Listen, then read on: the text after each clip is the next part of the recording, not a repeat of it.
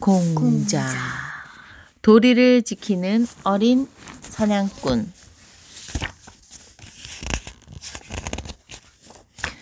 지금으로부터 2500년 전쯤 중국의 어느 깊은 산속이었습니다. 오랫동안 사람이 다니지 않았는지 산길에는 풀이 수북하게 자라 있었습니다. 이따금씩 멧돼지와 노루, 다람쥐들만이 그 길을 가로질러 지나갈 뿐 사람의 모습은 그림자도 찾아볼 수 없었습니다. 그때 산길 옆에 있는 커다란 바위 뒤에서 10대살쯤 되어 보이는 소년 둘이 모습을 나타냈습니다. 두 소년은 모두 손에 활을 들고 있었습니다. 사냥을 나선 구와 친구 우환이었습니다. 둘 다 어깨가 떡 벌어져 무척 튼튼하고 씩씩해 보였습니다. 두 소년은 숨소리를 죽인 채 바위 뒤에 숨어 사냥감이 나타나기를 기다렸습니다. 그때였습니다. 맞은편 풀숲에서 바스락 소리가 났습니다. 두 소년은 침을 꿀꺽 삼키며 풀숲을 바라보았습니다. 곧 풀숲 사이로 갈색 털이 눈부신 노루 한 마리가 나타났습니다. 두 소년은 침착하게 활 시위를 당겼습니다. 그런데 자세히 살펴보니 노루는 한 마리가 아니었습니다. 커다란 어미노루의 뒤를 따라 귀여운 아기 노루가 깡충거리며 쫓아왔습니다. 그 모습을 본 구는 팽팽하게 당긴 활시위를 풀며 소리쳤습니다. 허이! 멀리 도망가거라! 노루는 깜짝 놀라 새끼를 데리고 후다닥 달아나 버렸습니다. 그러자 우환이가 어이없다는 듯 따져 물었습니다. 아니 구야, 왜 소리를 질러 노루를 쫓아버리는 거야? 지금까지 기다린 게 헛수고가 되었잖아. 서운하게 생각하지 마. 나는 사냥꾼의 도리를 지켰을 뿐이야. 구는 우환이의 어깨를 두드리며 의젓한 목소리로 말했습니다. 사냥꾼의 도리라니? 사냥꾼이 짐승을 잡으면 됐지. 무슨 도리가 있단 말이야? 아니야. 사냥꾼에게도 도리가 있어. 구는 차분하게 말을 이었습니다. 무기를 지니지 않은 적이나 어린아이를 죽이지 않는 게 장수의 도리인 것처럼 새끼 딸린 짐승을 잡지 않는 것이 사냥꾼의 도리야. 어미를 잡아버리면 스스로 먹이를 구하지 못하는 새끼는 굶어 죽고 말 거야. 아무리 짐승이라지만 불쌍하잖아. 우환이는 그제야 고개를 끄덕였습니다. 듣고 보니 그렇군. 자, 오늘은 사냥을 그만하고 내려가자. 내일 멋진 순노루를 한 마리 잡지 뭐. 그래? 두 소년은 활을 어깨에 메고 나란히 마을로 내려왔습니다. 사냥을 하면서 도리를 지키고자 애쓴 이 소년이 바로 뒷날 사랑이 넘치고 도덕이 바로 선 세상을 만들기 위해 평생을 바친 공자입니다. 생각이 깊은 소년. 공자는 기원전 551년 9월 28일 중국 노나라의 창평양 추읍에서 태어났습니다. 공자는 공시성을 가진 선생님이라는 뜻이고 본래 이름은 공구입니다. 그 무렵 중국은 주나라, 정나라, 위나라, 제나라, 노나라, 오나라 등 여러 나라로 나뉘어 있었습니다. 이때를 춘추시대라고 부르는데 나라들 사이에 자주 전쟁이 벌어져 세상이 몹시 어지러웠습니다. 공구의 아버지 공을은 노나라의 군인으로 힘이 장사여서 전쟁 때마다 큰 공을 세웠습니다. 공을은 본래 여러 명의 딸과 아들 하나를 두었는데 하나뿐인 아들이 일찍 죽고 말았습니다. 그리고 곧 아내도 세상을 떠났습니다. 대가 끊어질 것을 걱정한 공을은 50살이 다 되어 안징제라는 젊은 처녀를 새 아내로 맞았습니다. 그리고 날마다 마을 동쪽에 있는 니구산에 가서 아들을 낳게 해달라고 빌었습니다. 그리하여 두 사람은 12년 만에 아들을 낳았습니다. 니구산에서 비로 아들을 낳았으니 이 아이의 이름을 구라 합시다. 공을은 매우 기뻐하며 니구산의 구자를 따서 아들 이름을 구라고 지었습니다. 공을은 구가 3살 때 세상을 떠났습니다. 이때부터 구는 어머니와 둘이서만 살아야 했습니다. 아버지가 없는 집안 살림은 무척 어려웠습니다. 어머니는 삭바느질이나 남의 집 허드렛 일을 해주며 살림을 꾸려나갔습니다. 있잖아. 구가 먼저 태어났어? 아까 우로 시작하는 사람이. 우와, 친구. 거긴 친구. 아, 친구인데 왜 키가 더 커? 그럴 수 있지. 너도 주니어랑 주니어도 거잖아. 이렇게 어려운 생활 속에서도 어머니는 구의 교육을 조금도 소홀히 하지 않았습니다. 구야, 넌 아버지가 안 계시니 조금만 잘못해도 남들에게 아비 없는 자식이라고 손가락질을 받을 것이다. 그러니 남들보다 더욱 몸가짐을 바르게 하고 도리를 지켜야 한다. 어머니는 어린 구에게 늘 이렇게 말했습니다. 구가 글을 배울 때가 되자 어머니는 구를 데리고 노나라의 서울인 곡부로 이사를 했습니다.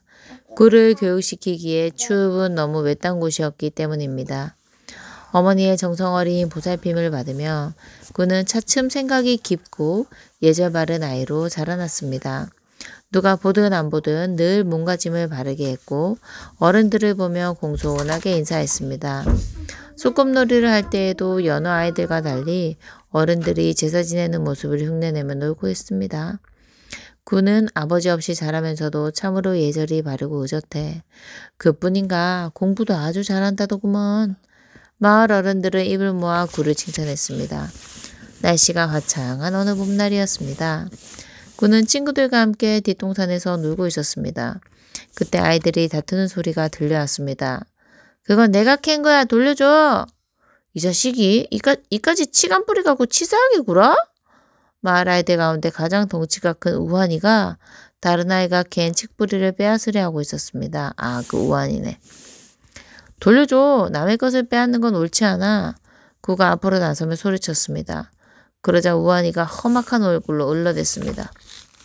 니까짓 게 뭔데 이래라 저래라 하는 거야? 샌님같이 제사놀이나 하고 노는 녀석이. 그러나 구는 조금도 물러서지 않고 차분한 목소리로 타이르듯 말했습니다. 힘이 세다고 남의 것을 함부로 빼앗으려 드는 건 짐승들이 하는 짓이지 사람의 도리가 아니야. 그러자 약이 오를 대로 오른 우환이가 팔을 걷어붙이며 소리쳤습니다. 힘이 제일이지 도리는 무슨 도리야. 이 샌님 같은 녀석 어디 맛 좀 봐라. 우환이는 구의 얼굴을 향해 주먹을 휘둘렀습니다. 그러자 구는 살짝 피하면서 재빠르게 우환이의 발목을 잡아 비틀었습니다. 팔목을 잡아 비틀었습니다. 구는 아버지를 닮아 힘이 세고 몸이 무척 날랬습니다. 아야! 아이고 아파라! 우환이는 고통을 못 이기고 비명을 질렀습니다. 놓아줘! 내가 잘못했어. 제발 놔줘! 구는 우환이의 팔을 놓아주며 말했습니다. 이젠 네 생각이 잘못이라는 걸 알겠지? 힘을 뽐내는 자는 힘으로 망해. 언젠가는 자기보다 더 힘센 사람을 만나게 되어 있단 말이야. 그래서 사람은 힘을 앞세우기보다 도리에 맞게 살아야 하는 거야. 우환이는 부끄러운 듯 고개를 푹 숙였습니다.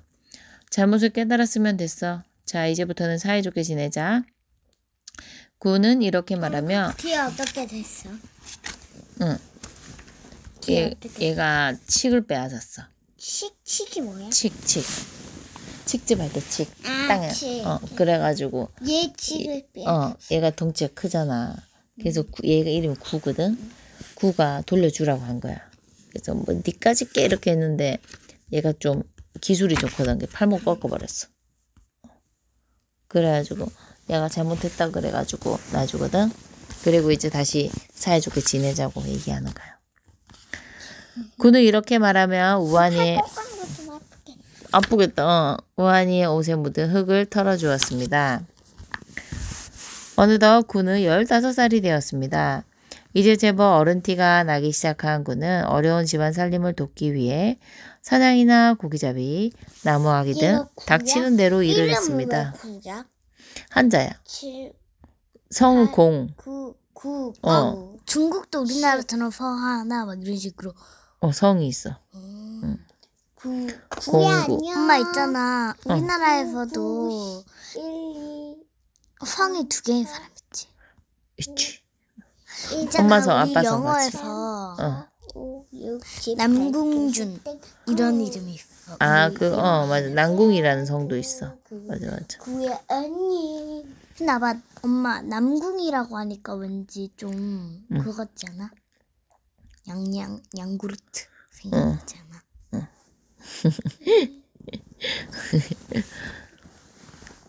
하지만 그는 무슨 일을 하든 도리를 지키려 했었습니다. 사냥을 해도 새끼 딸린 짐승은 잡지 않았고 고기를 잡아도 새끼 고기는 잡지 않았습니다. 그는 글 공부도 열심히 했습니다. 이 다음에 큰일을 하려면 공부를 열심히 해야 해.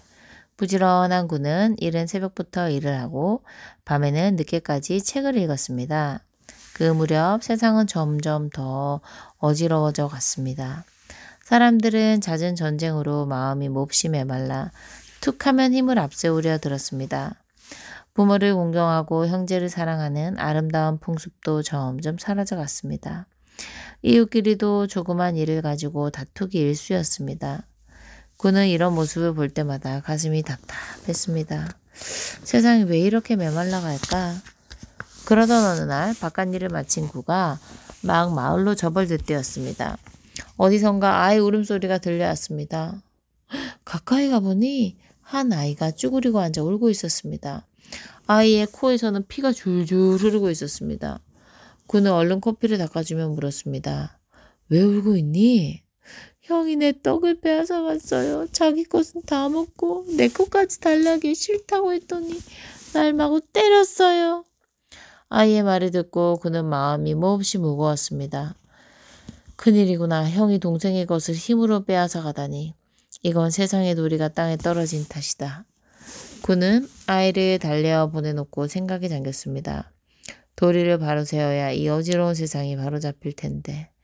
그래, 나는 학문을 연구해 도리를 바로 세우고 어지러운 세상을 밝히는 학자가 되리라. 그는 마음속으로 굳게 다짐했습니다. 그 뒤 그는 더욱 열심히 공부했습니다. 훌륭한 예성현들의 글을 몇 번이고 되풀이해서 읽고 그 뜻을 마음속 깊이 새겼습니다. 그렇게 2해가 지나 그는 17살이 되었습니다. 그해 그에게 큰 불행이 닥쳐왔습니다. 어머니가 병을 얻어 갑작스럽게 세상을 떠난 것입니다. 그는 어머니의 죽음 앞에 엎드려 목 놓아 울었습니다. 어머나, 17살의 어머니. 어머니, 평생 고생만 하시더니. 그는 어머니가 돌아가신 뒤에라도 효도를 다하고 싶었습니다. 아버지 곁에 어머니를 묻어드리는 것이 자식이 된 도리다. 그런데 그는 너무 어려서 고향을 떠났기 때문에 아버지의 무덤이 있는 곳을 알지 못했습니다. 아버지의 무덤을 찾아야 한다. 그는 사람이 많이 다니는 내거리에 상여를 세워놓고 슬피 울면서 아버지의 무덤이 있는 곳을 아는 사람이 나타나기를 기다렸습니다. 그때 내거리를 지나던 한 할머니가 그를 보고 물었습니다. 젊은이는 어째서 그렇게 슬피 울고 있어? 돌아가신 어머니를 아버지 곁에 묻어드리려고 하는데 아버지의 무덤이 있는 곳을 몰라서 그럽니다. 쯧쯧쯧. 아버지의 이름이 무엇이요? 공자, 흘자입니다. 아, 그분이라면 내가 잘 알고 있다오. 그분의 무덤은 국부 동쪽의 방산에 있어. 정말입니까? 고맙습니다. 정말 고맙습니다. 그 할머니는 오래전 그의 이웃집에 살았던 할머니였습니다. 친절한 할머니 덕분에 그는 어머니를 아버지 곁에 묻어드릴 수 있었습니다. 그 무렵에는 부모가 세상을 떠나면 3년상을 치르는 것이 예의였습니다.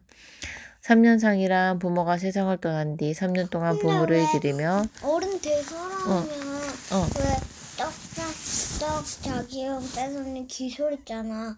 근데 왜 안 이렇게 해주는 거야? 안 꺾어. 그게 뭔 말이야? 형은 도망갔으니까 잡을 수 없지 않아? 응. 아, 근데 달리기도 잘할 텐데. 진짜. 기술 있으면 잘할 텐데. 부모가 세상을 떠난 뒤 3년 동안 부모를 기리며 생활하는 것을 말합니다. 3년 동안 그는 상복을 입은 채 생활했습니다. 추운 겨울에도 방에 불을 떼지 않았고 기름진 음식을 먹지도 않았습니다. 그는 거친 음식을 먹고 추운 방에서 지내면서 돌아가신 어머니를 기렸습니다. 나를 키우느라 고생하신 어머니의 은혜를 생각하면 이 정도 고생은 아무것도 아니다. 3년상을 치르는 동안 그는 삶에 대하여 깊이 생각해 보았습니다. 사람의 삶은 참으로 덧없구나. 덧없는 삶을 보람있고 참되게 살 수 있는 길이 없을까? 석가모니랑 뭐 똑같지 않아? 맞아 비슷해. 그는 그 길을 찾기 위해 생각하고 또 생각했습니다. 그러나 머릿속에는 의문만 가득할 뿐 아무런 해답도 얻을 수 없었습니다. 그러던 어느 날 그는 한 가지 중요한 사실을 깨달았습니다. 그래. 근데 나는 석가모니다. 이거가 더 재밌는 거. 더 재밌어? 응.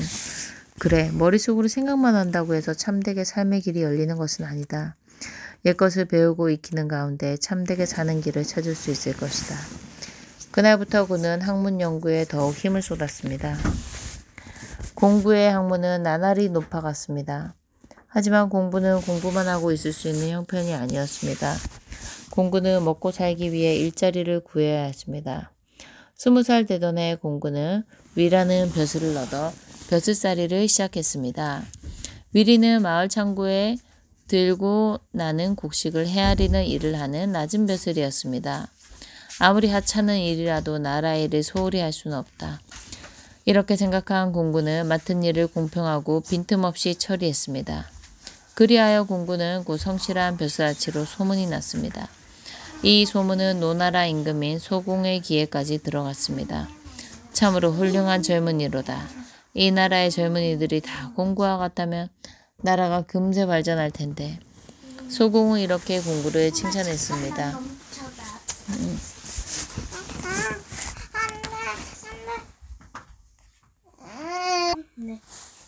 그해 공구는 송나라 사람인 경관씨의 딸과 결혼을 했습니다.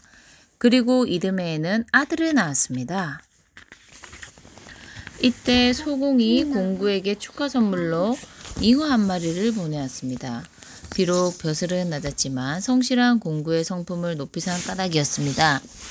임금님께서 잉어를 선물로 보내주셨으니 이 아이의 이름은 잉어라는 뜻의 이로 지읍시다. 얘 결혼했어? 결혼해서 아들 낳았어. 공구는 매우 기뻐하며 아이의 이름을 이라고 지었습니다. 그해 가을 공구는 승전이라는 자리로 벼슬을 옮겼습니다. 승전은 소, 말, 양 등 나라에서 기르는 가축을 돌보는 벼슬입니다. 공구는 아무리 가축이라 해도 함부로 다루지 않았습니다. 공구는 외양간에서 살다시피 하며 가축들을 정성껏 돌보았습니다. 공구가 돌보는 가축들은 모두 살찌고 건강하게 잘 자랐습니다. 새끼들도 차츰 불어났습니다. 공구는 일을 하는 틈틈이 공부도 열심히 했습니다. 얘 팔 꺾인 개야? 아니, 공구, 공자. 근데 왜 팔을 왜 응. 글자 쓰면서 이렇게 하고 있어? 여기 옷이 이제 기니까. 학문의 목표는 몸과 마음을 조화롭게 담는 데 있다. 그렇지. 이렇게 생각한 공구는 책 읽기뿐만 아니라 말타기와 활쏘기 그리고 음악에도 관심을 기울였습니다. 배우고 익히는 것은 얼마나 기쁜 일인가. 비록 배불리 먹고 편히 살지는 못했지만 공구의 얼굴에는 늘 생기가 돌았습니다. 공구의 이름은 차츰 많은 사람들에게 알려지기 시작했습니다. 사람들은 공구가 학문이 깊고 성실한 젊은이라고 입을 모았습니다. 공구는 나이는 젊지만 학식만큼은 누구보다도 뛰어난 사람이야. 그뿐인가 성실하고 예절도 바르지. 그러나 정작 공구 자신은 늘 겸손해하며 학문이 아직도 모자라다고 생각했습니다. 마을 사람들은 이런 공구를 선생님이라 부르며 존경했습니다. 저기 공 선생님이 오신다. 공 선생님 안녕하세요. 나이가 많은 사람들도 공구에게 먼저 인사를 했습니다. 그리고 마을 사람들은 외양간에서 일하고 있는 공구를 찾아와 이렇게 부탁하기도 했습니다. 공 선생님, 제 아이를 좀 가르쳐 주세요. 제 아이도 가르쳐 주십시오. 오래전부터 아이들을 가르치고 싶었던 공구는 마을 사람들의 부탁을 선뜻 받아들였습니다. 그리고 외양간 옆에서 아이들을 가르치기 시작했습니다. 어지러운 세상을 바로잡으려면 먼저 아이들에게 바른 마음을 심어주어야 한다. 이렇게 생각한 공구는 아이들에게 도덕과 예절을 가르쳤습니다. 사람이 짐승과 다른 것을 도리를 알기 때문이다. 비록 가난하더라도 도덕을 지키고 예절 바르게 산다면 그것이 곧 사람답게 사는 길이다. 어린 제자들은 공구의 가르침에 따라 어른을 존경하고 부모 형제를 사랑했습니다. 세월이 흘러 공구는 어느덧 30살이 되었습니다. 그 무렵 공구는 장차 어떤 일을 해야 할지 곰곰이 생각해 보았습니다. 도리가 바로 선 세상을 만들기 위해서는 무엇보다도 사람을 가르치는 일이 중요하다. 이제부터는 학문을 닦고 사람을 가르치는 일에 온 힘을 쏟으리라. 공구는 곧 승전벼슬을 그만두었습니다. 그리고 집에 서당을 열어 제자들을 가르치면서 학문 연구에 몰두했습니다. 똑같은 질문에 2가지 대답. 이제 사람들은 공구를 공자라 불렀습니다. 공자에게 자식을 가르쳐 달라고 부탁하는 사람은 날이 갈수록 늘어났습니다. 근데 왜 공자라고 하는 거야? 공자. 글쎄. 이들이 내는 학비는 저마다 달랐습니다. 공자 상자님 안녕하세요. 부잣집에서는 공성생님이라고 값진 해요. 비단을 몇 필씩 내기도 했지만 가난한 집에서는 보리 한 대나 말린 물고기 몇 마리가 고작이었습니다. 그러나 공자는 부잣집 아이건 가난한 집 아이건 차별을 두지 않고 가르쳤습니다. 그리고 학비를 조금 내 송구스러워하는 부모들에게 이렇게 말했습니다. 중요한 것은 예의지 재물의 많고 적음이 아닙니다. 예의가 담긴 것이라면 보리 한 줌도 족합니다. 이런 소문은 널리 퍼져 호양 사람들에게까지 알려졌습니다. 호양은 거지나 백정 등 신분이 아주 천한 사람들이 모여 사는 마을이었습니다. 곧 호양 사람들도 아이들을 데리고 와서 공자에게 부탁했습니다. 선생님, 저희 아이들도 가르쳐 주십시오. 공자는 호양 아이들도 마다하지 않고 제자로 받아들였습니다. 그리고 여느 제자들과 똑같이 가르쳤습니다. 그런데 얼마 지나지 않아 서당에 먼저 들어온 제자들이 호양 아이들을 차별하기 시작했습니다. 내 누구야? 공자. 천한 집 자식들과 함께 공부를 하다니. 호양 아이들과 어울릴 수 없어. 저 아이들과는 상대하지 말자. 제자들은 저들끼리 수군거리며 호양 아이들을 따돌렸습니다. 그러자 공자는 제자들을 크게 꾸짖었습니다. 사람은 어찌 겉모습이나 신분만 보고 차별을 하려 드느냐. 호양의 아이들을 가르침을 받기 위해 나를 찾아온 것이다. 앞으로는 절대 차별하지 말 것이며 똑같이 배우는 신분으로 대하여라. 그 뒤부터 제자들은 호양 아이들을 차별하지 않았습니다. 공자는 또 제자들을 가르치되 똑같이 가르치지 않고 저마다 특성에 맞게 가르쳤습니다. 어느 날 자루라는 제자가 공자에게 물었습니다. 선생님, 좋은 생각이 있으면 꼭 그대로 실천해야 옳습니까? 한 번 더 생각하고 윗사람에게 물어보고 나서 실천하는 것이 옳다. 공자의 말을 듣고 자루는 고개를 끄덕이며 물러갔습니다. 조금 뒤 이번에는 염유라는 제자가 같은 질문을 했습니다. 선생님, 좋은 생각이 있으면 어찌해야 합니까? 곧바로 실천하거라. 그러자 곁에서 줄곧 공자 이야기를 듣고 있던 공소하라는 제자가 고개를 갸우뚱거리며 물었습니다. 선생님께서는 어찌하여 똑같은 질문에 두 가지 대답을 하십니까? 공소하의 물음에 공자는 껄껄 웃으며 대답했습니다. 허허허, 이상할 것 없다. 자로는 성미가 급하고 용기가 지나쳐 무슨 일이든 서두르다가 그르치는 수가 많다. 반대로 염유는 지나치게 신중해서 머뭇거리다 일을 그르치기 일수다. 그러니 자로에게는 신중한 태도를 길러주고 염유에게는 과감한 결단력을 길러주어야 하지 않겠느냐. 선생님의 깊은 뜻을 비로소 알겠습니다.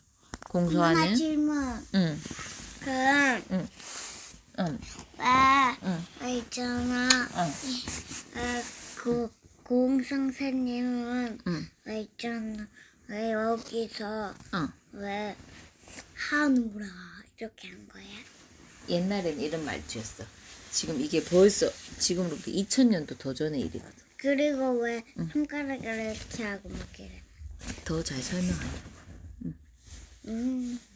우리 지훈이 질문 잘한대. 귀여워. 선생님의 깊은 뜻을 비로소 알겠습니다. 공소하는 공자의 가르침에 크게 감동했습니다. 나쁜 정치는 호랑이보다 무섭다. 공자가 34살 되던 해였습니다. 그 무렵에는 여러 나라들 가운데서도 주나라의 문물이 가장 발달한 것으로 알려져 있었습니다. 공자는 주나라의 문물을 직접 보고 싶어 제자들과 함께 주나라로 떠났습니다. 주나라로 가려면 송나라와 위나라 그리고 정나라를 거쳐야 했습니다. 공자는 이 나라들을 지나가며 백성들이 살아가는 모습을 눈여겨보았습니다. 그런데 나라마다 학자들보다는 군인들이 더 좋은 대접을 받고 있었습니다. 그리고 아이들도 글 공부에 힘쓰기보다는 전쟁놀이를 즐겼습니다. 문화와 교육은 소홀히 하면서 군대를 기르는 일에만 열중해 있었기 때문입니다. 제자들 가운데 한 사람이 공자에게 물었습니다. 선생님, 저 나라들처럼 힘센 군대를 가진 나라를 과연 강하다고 할 수 있습니까? 그러자 공자는 이렇게 대답했습니다. 칼로 흥하는 자는 반드시 칼로 망한다. 그러니 저 나라들은 강하다고 할 수 없다. 공자의 말에 제자들은 모두 고개를 끄덕였습니다. 이윽고 공자는 주나라에 도착했습니다. 그런데 발달한 문물을 볼 수 있을 것이라는 공자의 기대는 곧 무너지고 말았습니다. 주나라의 벼슬아치들은 백성들의 뜻을 저버린 채 권력 다툼을 일삼고 있었습니다. 그러다 보니 찬란했던 문물도 날이 갈수록 빛을 잃어가고 있었습니다. 아, 주나라마저 이 모양이라니. 크게 실망한 공자는 주나라의 옛 문물이나마 알아보기 위해 도서관을 찾았습니다. 이때 공자는 주나라의 도서관장으로 있던 노자를 만나 서로 깊은 의견을 나누었습니다. 노자는 자연 그대로 꾸밈없이 살아야 한다는 무위자연 사상을 주장한 이름난 학자였습니다. 노자는 공자에게 이렇게 말했습니다. 현명한 사람은 때를 만나면 벼슬을 하고 때를 만나지 못하면 세상에서 물러나 조용히 살아야 합니다. 오늘 서비스로 영어책 말고 그 한글책 한 개 더 읽어줘야 돼. 서비스로. 알았어. 때를 만나지 못하면 세상에서 물러나 조용히 살아야 합니다. 지금은 때가 아닌 것 같습니다. 선생도 자연을 벗삼아 조용히 사는 것이 좋을 듯합니다. 그러나 그것은 공자의 생각과는 사뭇 달랐습니다. 선생의 생각은 현실을 외면하는 것이군요. 현명한 사람은 오히려 세상이 어지러울수록 앞장서서 잘못된 현실을 바로잡아야 합니다. 공자는 이렇게 말하고 노자와 헤어졌습니다. 공자는 주나라에서 얼마간 더 머물다 노나라로 돌아왔습니다. 그런데 공자가 35 되던 해 노나라에서 반란이 일어났습니다. 반란이라는 게 뭐야? 아까 전에 혁명같이 아까 우리 프랑스 혁명할 때 그 서민들이 왜 우리가 다 세금 내는데 너희들만 다 맛있는 거 먹고 근데 자기들도 해야 돼? 똑같잖아. 이러면서. 근데 엄마 사람들은 다 똑같네. 그치. 따라하는 거야. 반란 아니 막 이렇게 폭동 일으키는 거. 왜 너희들만 맛있는 거 먹어? 우리도 좀 먹자 이러면서 들고 일어나는 거. 반란을 이렇게. 이해했어? 있잖아 엄마. 근데 말이야.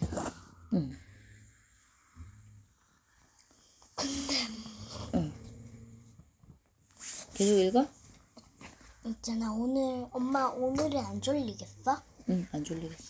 영어책도 2권 4권 다 읽거든. 귀족들이 힘을 앞세워 임금인 소공을 몰아낸 것입니다. 소공은 이웃나라인 제나라로 달아났습니다. 이 소식을 듣고 공자는 크게 탄식했습니다. 신하들이 임금을 내쫓다니. 아까 우리 역사책에서 많이 봤지? 신하들 임금 도망가는 거 많이 봤지? 응. 신하들이 임금을 내쫓다니. 그거나 여나 인간이 하는 행동 똑같지? 서양이나 동양이나 똑같지? 도리가 무너졌구나. 나 너무 더워. 너는 입을 덮지 마. 귀족들은 임금이 없는 나라를 자기들 멋대로 다스렸습니다. 그러다 보니 나라 형편은 날이 갈수록 어지러워져만 갔습니다. 못된 벼슬아치들은 제 욕심을 채우기 위해 백성들의 재산을 마구 빼앗았습니다. 많은 백성들이 벼슬아치들에게 집과 땅을 빼앗긴 채 이곳저곳으로 떠돌아다녔습니다. 백성들의 마음은 날로 거칠어져 갔습니다. 도둑이 들끓고 사람들은 걸핏하면 싸움을 벌이기 일쑤였습니다. 이 모든 것이 도리가 무너진 탓이다. 공자는 그런 나라에서 산다는 것이 부끄러워 견딜 수가 없었습니다. 도리가 무너지고 도덕이 땅에 떨어진 나라에서는 살 수가 없다. 공자는 곧 제자들과 함께 소공이 머물고 있는 제나라로 떠났습니다.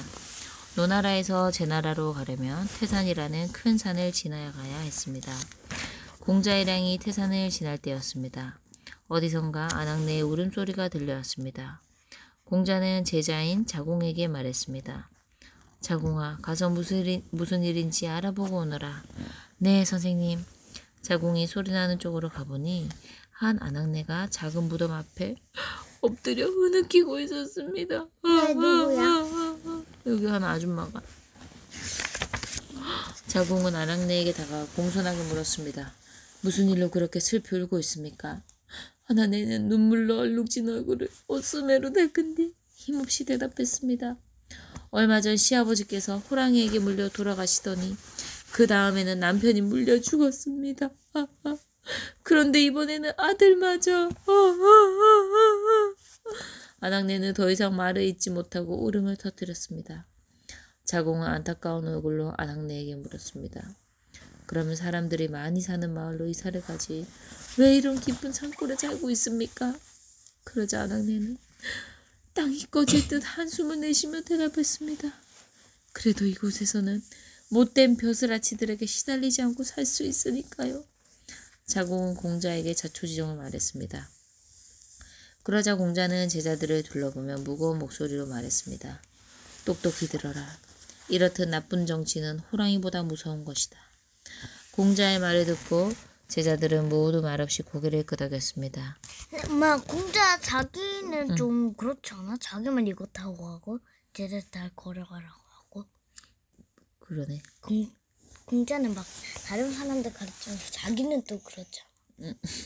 늙어서 다리가 힘이 없어서 그런가? 그렇지. 그런가?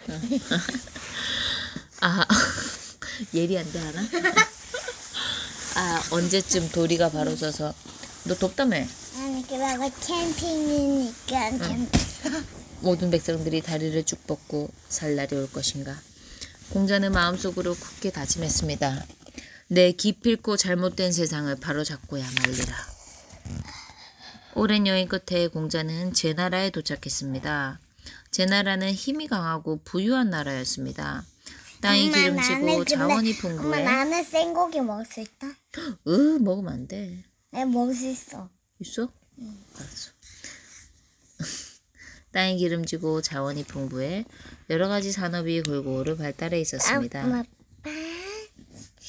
그 무렵 제나라는 경공이 다스리고 있었습니다. 공자는 경공을 만나 자신의 뜻을 펼쳐 보이고 싶었습니다. 야, 조용. 그런데 임금을 만나려면 임금을 만나려면 반드시 신하를 거쳐서 만나야 했습니다. 공자는 우선 고소자라는 신하를 찾아갔습니다. 그리고 그 집에 머물며 제나라의 여러 학자들과 학문을 토론하며 지냈습니다. 곧 공자의 학문과 인품이 남다르다는 것을 안 고소자는 경공에게 공자를 추천했습니다. 공자를 추천하는 게 뭐야? 이 사람 정말 대단합니다. 한번 이야기 나눠보세요. 이렇게 추천해주는 거. 거기 구역리의 서지원 학생 정말 똑똑해요. 한번 만나보세요. 이렇게 추천해줘. 서하나 학생을 만나보세요. 정말 똑똑해요. 이렇게. 전하, 저희 집에 노나라에서 온 공자라는 사람이 머물고 있는데 학문과 인품이 뛰어나 배울 점이 많습니다. 전하께서 한번 만나보시는 것이 어떻겠는지요. 그래요. 어서 들라 이르시오. 이렇게 해서 공자는 경공을 만났습니다. 공자와 이야기를 나누어 본 경공은 공자의 뛰어난 학식과 높은 인품에 그만 반하고 말았습니다. 참으로 훌륭한 학자로다. 경공은 공자의 손을 붙잡고 물었습니다. 공선생, 내게 나라를 잘 다스릴 수 있는 법도를 가르쳐 주시오. 공자는 평소에 품어왔던 생각들을 거침없이 말했습니다. 누구든 자신의 본분과 도리를 다하면 됩니다. 한 집안을 생각해 보십시오. 아버지가 아버지답게 사랑으로 집안을 이끌고 자식은 자식답게 부모를 공경하면 그 집은 절로 화목해질 것입니다. 그러자 경공은 감탄한 듯 고개를 끄덕였습니다. 공자는 차분한 목소리로 말을 이었습니다. 나라도 이와 마찬가지입니다. 임금은 임금답게 어질게 백성을 다스리고 신하는 신하답게 임금께 충성을 다한다면 나라는 저절로 잘 다스려질 것입니다. 참으로 옳은 말이요. 경공은 크게 기뻐하며 다시 공자에게 물었습니다. 그러면 공 선생께서는 우리나라의 가장 큰 문제점이 무엇이라고 생각하시오? 그것은 사치입니다. 제 나라는 맞아, 그것처럼. 제 나라는 땅이 기름지고 자원이 풍부해 백성들이 사치에 빠지기 쉽습니다. 아무리 물자가 풍부해도 백성들이 사치에 빠진다면 나라 형편은 밑빠진 독이나 마찬가지가 됩니다. 지금 절약하지 않으면 제 나라는 망할지도 모릅니다. 그 뒤로도 경공은 공자에게 많은 것을 물었습니다. 공자는 그때마다 알기 쉽게 설명해 주었습니다. 그리고 그 밖에 도덕과 예절, 충효 등 사람이 지켜야 할 도리에 관해서도 많은 이야기를 해주었습니다. 경공은 학문이 깊고 인품이 훌륭한 공자를 가까이에 두고 싶어 했습니다. 그러자 자기 자리를 빼앗길까 두려워한 제나라의 높은 벼슬아치들이 공자를 헐뜯기 시작했습니다. 공자는 겉으로는 도리를 내세워 좋은 말을 하나 속으로는 높은 벼슬에 올라 나라를 집어삼킬 궁리를 하고 있습니다. 공자를 가까이 하면 엄마 뭘 좀. 벼슬아치들이 입을 모아 공자를 헐뜯자 경공은 차츰 공자를 멀리하기 시작했습니다. 공자는 크게 실망했습니다. 아, 이곳에서도 내 뜻을 펼 수 없구나. 어느덧 공자는 42살이 되었습니다. 그해 소공은 끝내 노나라로 돌아오지 못한 채 세상을 떠나고 말았습니다. 누가 그러자 소공의 동생인 정공이 그 뒤를 이어 임금의 자리에 올랐습니다. 정공은 힘센 귀족들의 비위를 맞추며 차츰 나라를 바로잡아갔습니다. 엄마 장공이 죽었어? 소공. 그 소공 동생이 이제 왕이 됐어. 소공 그 임금인데 쫓겨나는 왕이잖아. 그제야 공자는 다시 노나라로 돌아왔습니다. 공자는 옛집으로 돌아와 제자들을 가르치는데 온 힘을 쏟았습니다. 지훈이 누워 빨리. 세월이 흐르면서 공자의 제자들 가운데 많은 사람들이 벼슬길에 올랐습니다. 공자는 벼슬자리에 나아가는 제자들에게 이렇게 당부했습니다. 벼슬아치들이 반드시 지녀야 할 자세가 있다. 첫째, 늘 백성들을 위할 것. 둘째, 명예나 권세를 탐내지 말 것. 셋째, 소신껏 일하되 공을 세워도 교만하지 말 것. 넷째, 단정하고 점잖게 행동에 위험이 있으면서도 무섭지 않게 할 것 등이다. 제자들은 공자의 가르침을 깊이 새겨 백성을 위하는 올바른 벼슬아치가 되려고 노력했습니다. 세월이 흘러 어느덧 공자는 50살이 되었습니다. 그 무렵 노나라의 귀족들은 또 한 차례 권력 다툼을 벌였습니다. 귀족들은 저들끼리 싸우느라 힘이 많이 약해졌습니다. 그에 비해 임금인 정공의 힘은 날로 커졌습니다. 정공은 어지러운 나라를 바로잡기 위해 어진 사람들을 뽑아 벼슬자리에 앉히기 시작했습니다. 평소 공자의 학문과 인품을 높이 여기던 정공은 공자에게도 중도제라는 벼슬을 내렸습니다. 중도제는 중도지방을 다스리는 벼슬로 오늘날의 도지사와 한 가지입니다. 나라를 위해 부디 중도될 벼슬을 맡아 주시오. 공자는 벼슬자리에 오르자마자 그동안 백성들을 억눌러 못된 벼슬 제도를 하나하나 뜯어 고쳤습니다. 그리고 백성들을 사랑으로 너그럽게 다스렸습니다.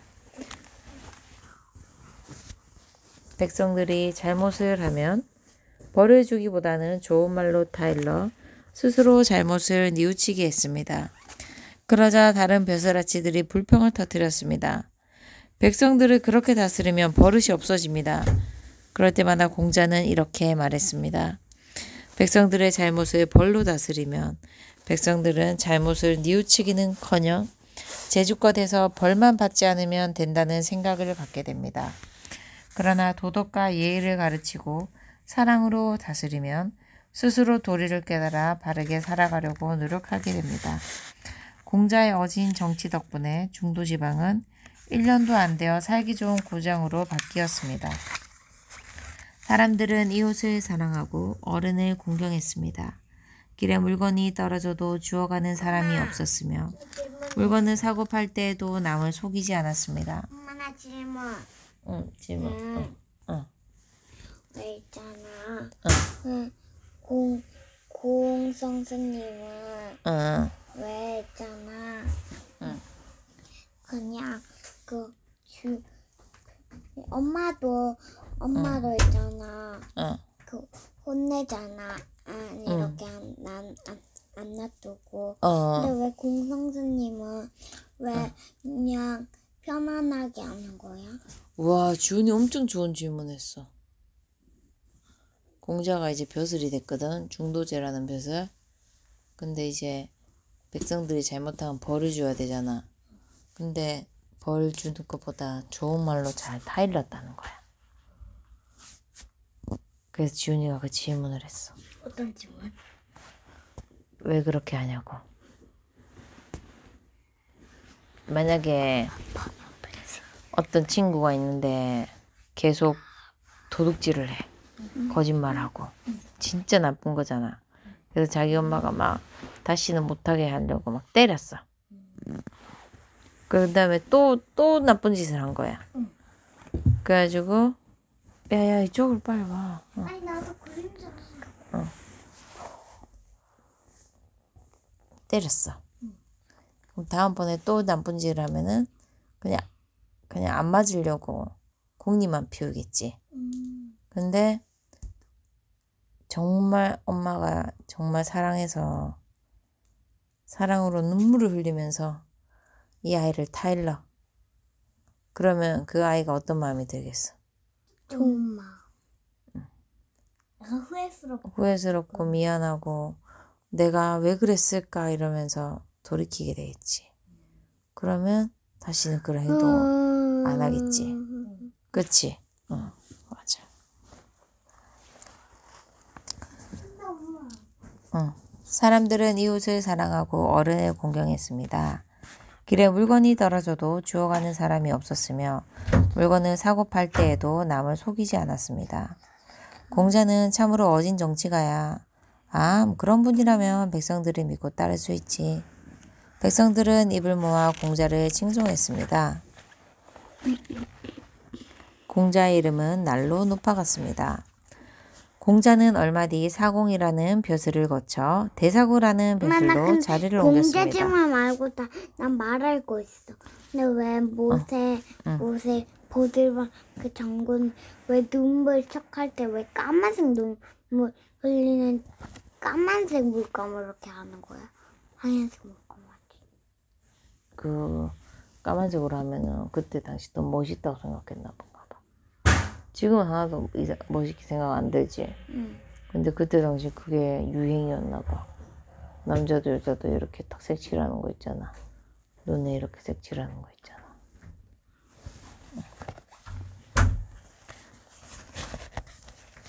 공자는 얼마 뒤 사공이라는 벼슬을 거쳐 대사구라는 벼슬로 자리를 옮겼습니다. 사공은 지금의 건설부 장관, 대사구는 법무부 장관쯤 되는 벼슬입니다. 공자는 어떤 벼슬을 하든 공평하고 정직하게 일했습니다. 백성들은 이런 공자를 믿고 따랐습니다. 노나라는 점점 강한 나라가 되어갔습니다.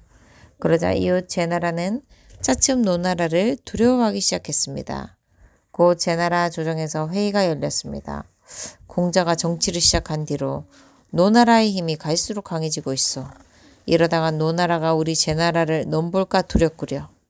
경공이 말하자 한신하가 계략을 내놓았습니다. 전하, 제게 좋은 수가 있습니다. 그래 무엇이오? 정공과 공자의 사이를 갈라놓아 공자가 더 이상 정치를 못하게 하는 것입니다. 어떻게 말이요? 값진 선물과 아름다운 처녀들을 정공에게 보내는 것입니다. 그러면 정공은 필시 미녀들에게 홀려 공자의 말을 귀담아 듣지 않게 될 것입니다. 그거 좋은 방법이요. 곧 제나라는 아름다운 처녀 80명을 뽑아 값진 선물과 함께 노나라로 보냈습니다. 정공은 두 눈이 휘둥그레졌습니다.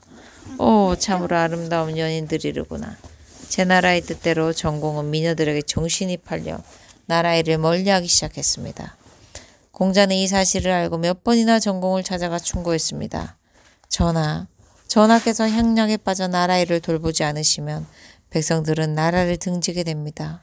부디 향락을 멀리하시고 나라 일을 돌보소서. 그러나 정공은 공자의 말을 귀담아 듣지 않았습니다. 그동안 공자가 힘써 바로잡아온 노나라의 정치는 또다시 어지러워졌습니다. 노나라를 세상에서 제일 가는 문명 국가로 만들려던 내 꿈은 물거품이 되고 말았구나. 크게 실망한 공자는 벼슬을 그만두었습니다. 그리고 다시 노나라를 떠나기로 결심했습니다.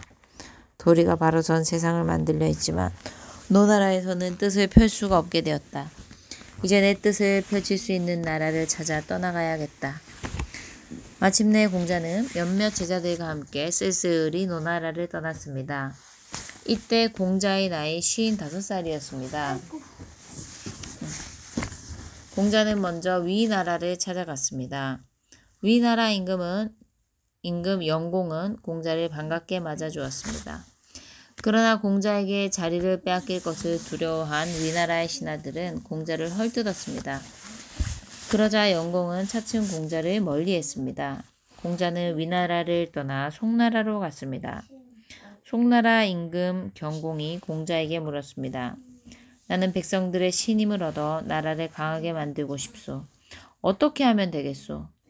백성들에게 널리 은혜를 베풀고 예절과 도덕을 귀중하게 여기십시오. 경공은 겉으로는 공자의 말에 고개를 끄덕였지만 속으로는 받아들이지 않았습니다. 공자의 말대로 하면 이제껏 누려오던 권력을 잃게 되지 않을까 두려웠던 것입니다. 결국 공자는 송나라를 떠날 수밖에 없었습니다. 어딘가에는 내 뜻을 알아줄 나라가 있겠지. 그 뒤로도 공자는 여러 나라를 돌아다녔습니다. 그러나 어느 나라를 가든 임금들은 모두 바른 정치를 펴기보다는 권력을 지키는 데에만 관심을 쏟고 있었습니다. 이거 어디야? 여기 위나라. 결국 공자는 어느 나라에서도 환영받지 못했습니다. 그 바람에 공자 일행은 온갖 고생을 다 해야 했습니다. 공자야? 어떤 나라에서는 감옥에 갇힌 거야? 오해받아가지고 간첩으로 감옥에 갇혔어. 갇혔어. 잘못도 안 했는데. 어떤 나라에서는 간첩으로 오해받아 닷새 동안 감옥에 갇혀 있기도 했습니다. 또 어떤 나라에서는 군사들에게 포위된 채 이래 동안이나 밥을 굶기도 했습니다. 그러다 보니 공자의 행색은 초라하기 짝이 없었습니다. 이런 공자를 가리켜 어떤 사람들은 초상집 개 같다며 비웃기도 했습니다. 그러자 성질이 급한 자루가 공자에게 불평을 털어놓았습니다.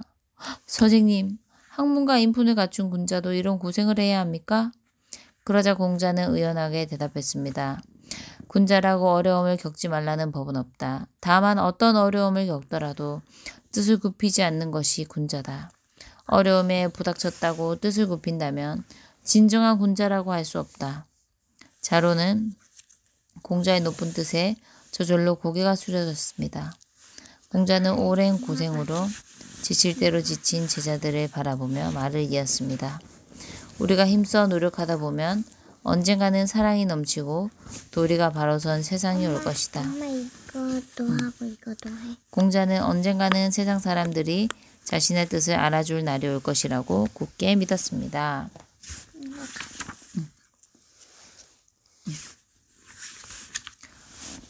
공자는 13년이라는 긴 세월 동안 중국의 여러 나라를 두루 돌아다녔습니다. 하지만 어느 나라에서도 올바른 정치를 펼 기회를 얻지 못했습니다. 그러나 공자의 노력이 헛된 것만은 아니었습니다. 그동안 많은 학자들이 공자의 영향을 받아 세상을 올바로 다스리기 위한 학문 연구에 힘쓰기 시작했던 것입니다. 세월이 흘러 어느덧 공자는 68살의 노인이 되었습니다. 이제 늙어서 더 이상 천하를 돌아다니기 어렵겠구나. 그해 공자는 고향인 노나라로 다시 돌아왔습니다. 참으로 길고 긴 여행이었습니다. 노나라로 돌아온 공자는 제자들을 가르치는 일에 온 힘을 쏟았습니다. 나라의 문화와 학문을 바로잡는 것이 마지막으로 해야 할 일이라고 생각한 것입니다. 공자는 제자들에게 늘 남을 사랑하라고 가르쳤습니다. 그리고 남을 사랑하는 마음을 인이라고 불렀습니다. 인은 사람을 뜻하는 인과 둘을 뜻하는 이를 합해서 만든 글자입니다. 그러니까 이는 두 사람, 곧 너와 나 사이에 흐르는 사랑을 말합니다. 모든 사람이 인의 마음으로 서로 사랑한다면 세상은 더욱 살기 좋고 평화로워질 것이다. 그리고 곱고 바른 마음인 의와 서로를 존경하는 예, 옳고 그름을 판단하는 지를 갖추어야 한다고 말했습니다. 공자는 시경, 서경, 예기, 악기, 역경, 춘추 등 여러 가지 책들도 펴냈습니다. 시경은 그때까지 전해 내려오던 305수의 아름다운 시들을 모은 책입니다. 또 서경은 정치와 도덕에 관한 생각을 적은 책이고 예기는 예절에 관한 글을 모은 책입니다. 악기는 음악에 대한 글을 모은 책이고 역경은 철학에 관한 책이며 춘추는 그때까지 중국의 역사를 다룬 책입니다. 이 6가지 책들을 통틀어 육경이라고 부릅니다. 이처럼 도리가 바로 선 바른 세상을 만들기 위해 평생을 바친 공자는 기원전 479년에 세상을 떠났습니다. 이때 공자의 나이 73살이었습니다. 공자는 도덕과 예절이 무너진 시대에 태어나 도리를 바로 세우고 사랑의 정치를 펼치려 했습니다. 공자의 높은 뜻은 유교라는 훌륭한 사상으로 이어져 수천 년이 지난 불교와 유교랑 다른가? 다르지. 불교는 석가모니에 의해서 만들어진 사상이고 수천 년이 지난 오늘날에도 세상 사람들에게 바르게 사는 길을 밝혀주고 있습니다.